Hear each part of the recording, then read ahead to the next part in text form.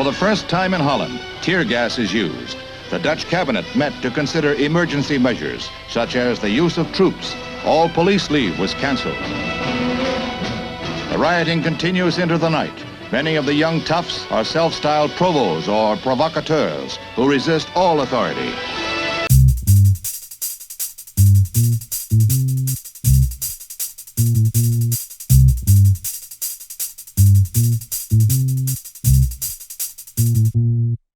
Welcome to Chapter 12 of the SHITE Guide to Provo, an unofficial history of Amsterdam's insane pop art revolution of the 1960s. So up until now, our journey has followed a wacky but peaceful, pleasant peasant insurrection. The Provos began attacking the state, the media, the law, and the sickening middle classes through their ludicrous and light-hearted pranks.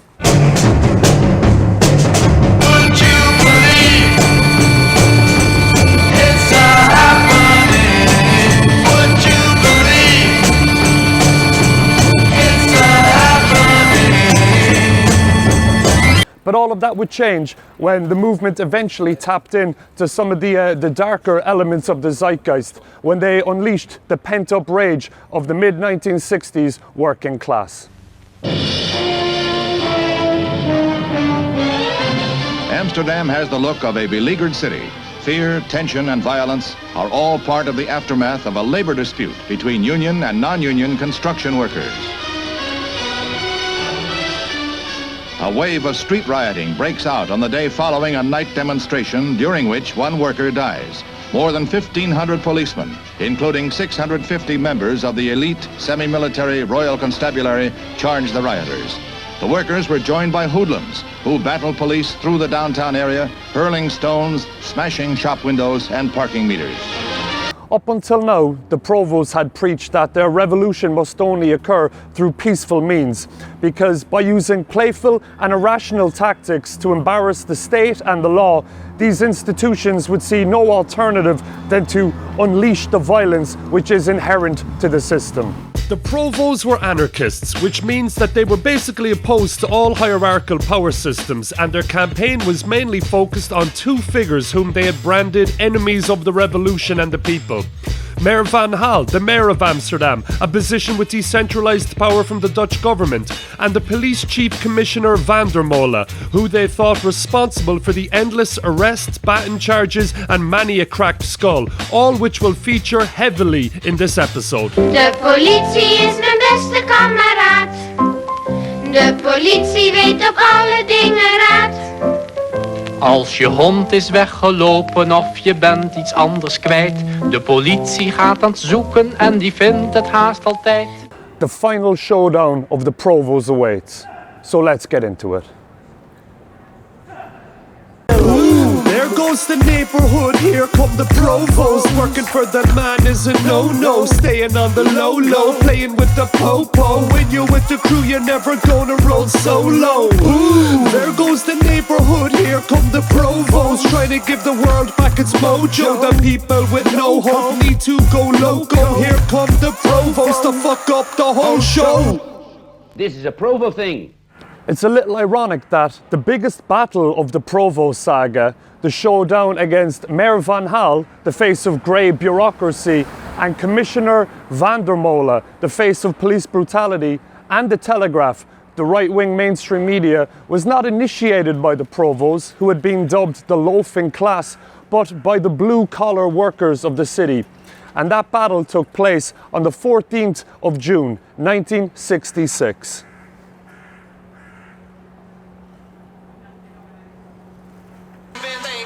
You won't get me, I'm a part of the union. Won't get me, I'm a part of the union. Packing the streets and attacking the beast, getting back on my feet, I'm a part of the union. You can't get me, I'm a part of the union. Can't get me, I'm a part of the union. Please don't start lighting the spark on my hand, on my heart, I'm a part of the union. So let's get some set pieces here into perspective.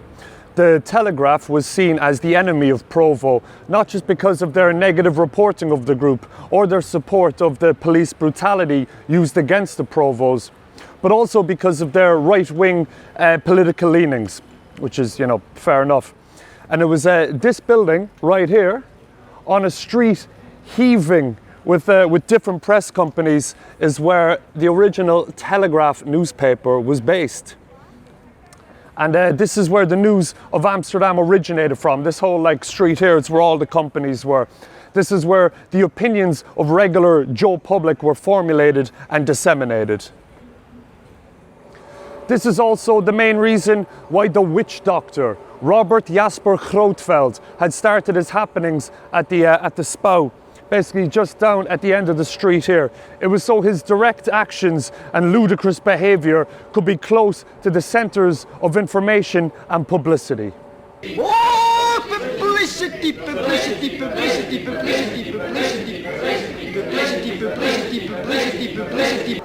But on June 14th, 1966, the reporters didn't have to venture too far to get their stories because the news came to them when this whole area became a battleground of the biggest riots of the 1960s, the entire Provo era. The violence continues with the indiscriminate destruction of property and a continuous bombardment of the police as the hoodlums throw paving stones ripped from the street. Women are involved in the melee, and police estimate the rioters number 5,000.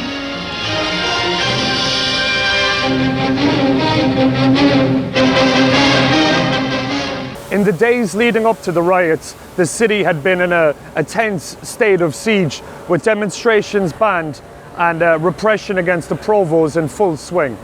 They had brought the city to the brink of civil war, which was a pretty wild situation for a group of jokers that had been handing out dried raisins and free bicycles and dancing around a statue on a Saturday night. Amsterdam was a tinderbox, and all it would take was a single spark to set it off. And the fire was mainly going to be concentrated right here. That spark came in the form of a 2% wage cut for the construction workers of the city, 70% of whom were communists. And if there's one thing communists don't like, it's getting a pay cut from some jumped up office cunt in an ill-fitting suit. Then, like now, the forces of capitalism will do everything in its power to crush the workers and squeeze every last drop of juice from the fruit of your labour, discarding your carcass when they've devoured your fleshy innards. Yup. And it all started here on Marnixstraat. On the evening of June 13th, this is pretty much where the revolution, the riots began. So right here, there was basically 700 furious construction workers who had gathered at the St. Elizabeth Patronat for a meeting with the labour authorities in this little building here. Somehow the meeting inside had broke out into fights amongst the furious workers who were protesting their wage theft, and the violence and confusion spilled out into the streets.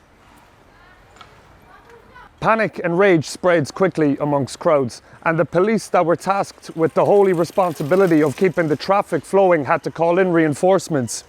When the riot police arrived here at the scene, they did what they were trained to do, and the opening salvos of baton charges commenced.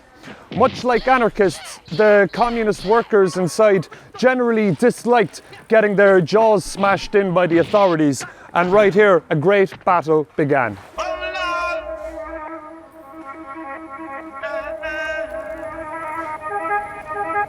In amongst the tussles, suddenly a man falls. 51-year-old bricklayer Jan Vechelaar lay unconscious on the street. Workers said he was cracked in the crown with a state-sanctioned baton. The police said he just fell. Either way, he was taken away in an ambulance and was pronounced dead in the hospital. Whether he died from a heart attack or at the hands of the police remains a matter of contention to this day, but his death lit the sparks of revolution, and now there was no turning back. Later that night, his death was officially announced, and a howling fury spread throughout the city. The workers believed that he had died at the hands of the state and that his death was being downplayed. The typewriters at the Telegraaf pounded throughout the small hours of the night for the morning editions, and the papers, hot off the press, were about to cause a hot mess. The Amsterdam edition ran the story that Jan had died of a heart attack, and the national edition reported that he had died when he got struck by a brick thrown by a protester. When the workers read the bull in this rag, it was like a red rag to a bull, and all the pent-up fury of the proletariat was concentrated at the source of the lies, the Telegraaf building. Months of tension in the city was primed to erupt. The Provos had pushed the authorities to their limits, and the resulting repression had now spilled over into general society. And it was now the communist working class who struck back. At 9 a.m. on the 14th, a crowd of 5,000 gathered here at the dock worker statue. Across the city, in the city hall, Mayor Van Gaal and the police commissioner Van der Molen, the two men who the Provos had designated their #1 enemies, were having a meeting to discuss the events. They had somewhat naively expected the people to just accept the cause of Jan, but it turned out to be yet another occasion in which they had failed to read the room. At the dock worker statue right here, the workers raised the rally cry to the Telegraaf. No police were in sight when the crowd marched from here across town and reached the building. And then the shenanigans began.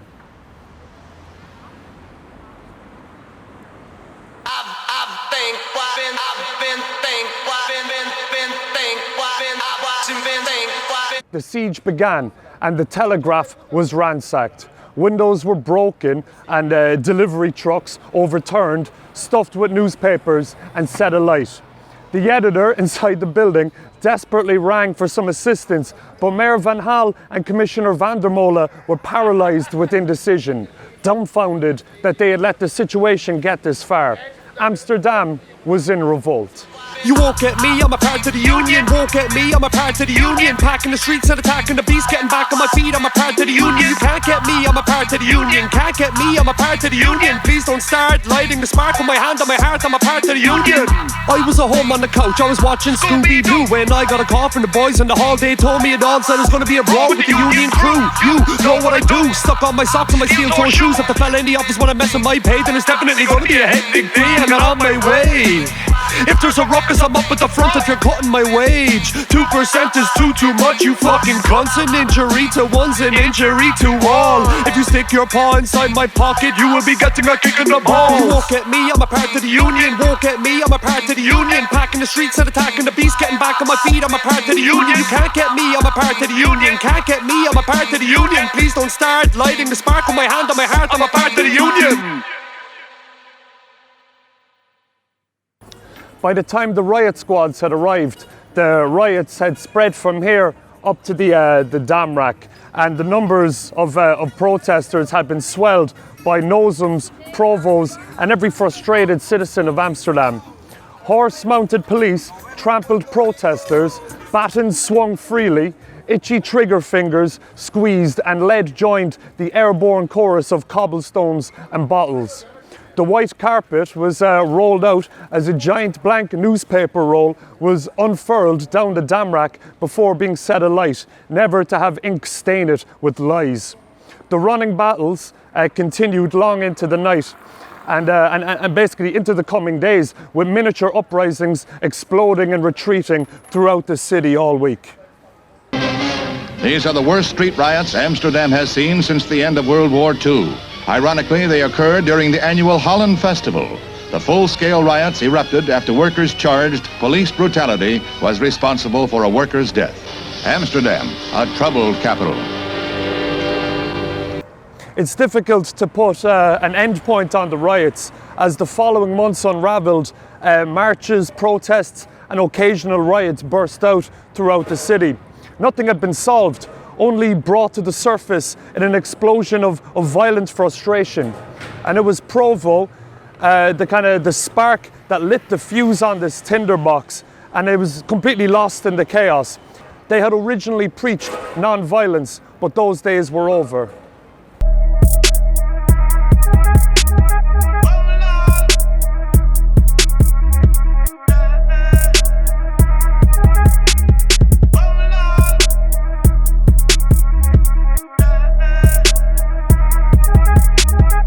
The movement was built on ridiculing the system and rallying the proletariat to morph into the Provo-tariat. The members continued their Dada hijinks and pranks, but the city had changed. New battle lines were drawn, and it was clear that a new era had descended through the 60s onto Amsterdam. Provo had to die for their ideals to live on. And next week, in the final episode, we'll attend the funeral of Provo.